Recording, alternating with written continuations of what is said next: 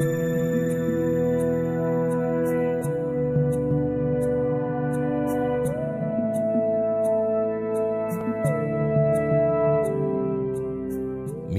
adalah satu sentra komoditas kopra di tanah air.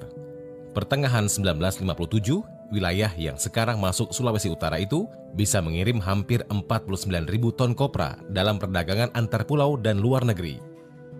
Itu belum termasuk 230.000 ton yang dibarter dengan Singapura. Untuk menampung produk petani, didirikanlah Yayasan Kopra berpusat di Makassar, yang ketika itu menjadi ibu kota Provinsi Sulawesi.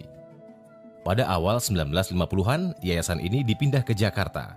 Setelah berada di jantung Republik, Yayasan Kopra dituding bersikap diskriminatif. Kopra produk Minahasa dihargai lebih murah dari produk Jawa yang secara kualitas lebih rendah. Sudah begitu, karena kekurangan dana, yayasan membayarnya di belakang.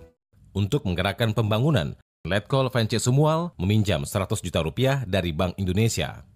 Panglima Permesta ini lalu membagikannya ke seluruh kabupaten di Indonesia Timur, masing-masing menerima 2 juta rupiah. Setiap provinsi diwajibkan menyusun rencana pembangunan 5 tahunan. Dana lainnya diperoleh dari ekspor kopra. Daerah yang minus alias tak punya komoditas ekspor, disubsidi silang oleh daerah yang mampu. Dari seluruh daerah di Indonesia Timur saat itu, wilayah Sulawesi Utara lah yang paling getol membangun. Dengan semangat Mapalus alias gotong royong, pembuatan jalan, jembatan, sekolah, irigasi, dan infrastruktur lain dikebut. Salah satunya jalan antara Manado dan Tomohon sepanjang 25 km. Salah satu konseptor pembangunan Permesta adalah Letkol Job Warrow, perwira militer di Tentara Teritorium 7 Wirabuana yang di kemudian hari didapuk menjadi Menteri Pembangunan PRRI. Karena gerakan Permesta di Sulawesi dan PRRI di Sumatera memiliki konsep dan gagasan yang sama. Untuk menggerakkan ekonomi, seperti halnya PRRI, Permesta mencetak uang sendiri. Pecahan 100 kala itu bisa untuk membayar makan dan minum di warung. Selain uang kertas cetakan Permesta, beredar pula uang lama RI, yakni uang kertas seri ZG, pecahan 100 rupiah. Uang seri ZG adalah uang yang dikuasai Permesta dari Bank Indonesia Cabang Manado. Bangunan bekas RRI Manado yang dulu dijadikan media komunikasi Permesta ini masih tegak. Di sini, pada 17 Februari 1958, pukul 8 malam, Kepala Staf Komando Daerah Militer Sulawesi Utara, Mayor Dolf Runturambi membacakan teks pemutusan hubungan dengan pemerintah pusat di Jakarta. Siaran itu menandai jalan pedang Permesta yang berlangsung hingga 3 tahun kemudian. Pemutusan hubungan itu hanya 2 hari selepas Pemerintah Revolusioner Republik Indonesia atau PRRI yang berpusat di Padang dan Bukit Tinggi mendeklarasikan diri.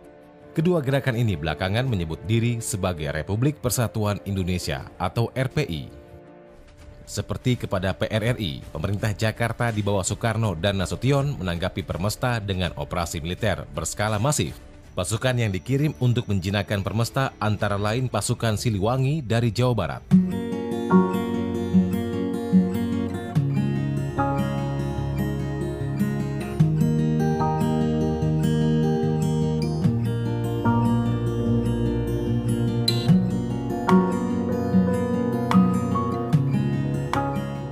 Di sana Solihin GP dan pasukannya mesti berhadapan dengan Brigade 999 yang notabene sama-sama pernah di TNI.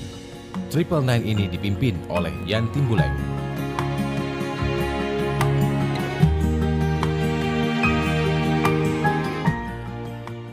Akhirnya kota Mobagu berhasil direbut pasukan yang dikirim Jakarta.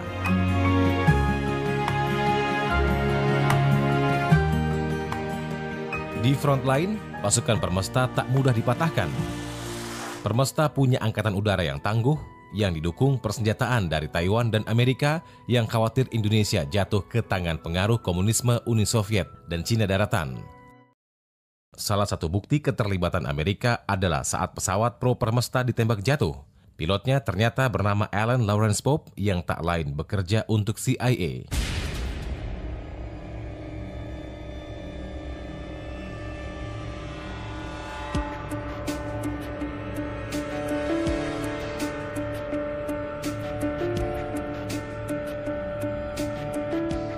Namun kekuatan Permesta di udara melemah seiring pertempuran sengit di lapangan udara Mapanget sekitar tahun 1958. Mapanget bukan hanya tempat latihan tentara Permesta, tapi juga lokasi bantuan senjata dari asing di drop. Setelah pasukan udaranya melemah, pasukan yang dikirim Jakarta makin leluasa merangsek ke basis-basis Permesta.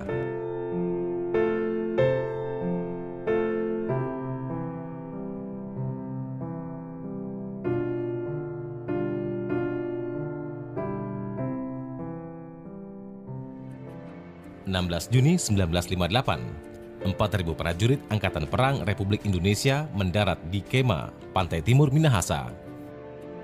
Menghadapi gempuran pasukan pusat, pasukan Permesta kewalahan. Sebelum penyerbuan, wilayah pantai Kema telah disulap menjadi benteng pertahanan tangguh dengan senjata modern.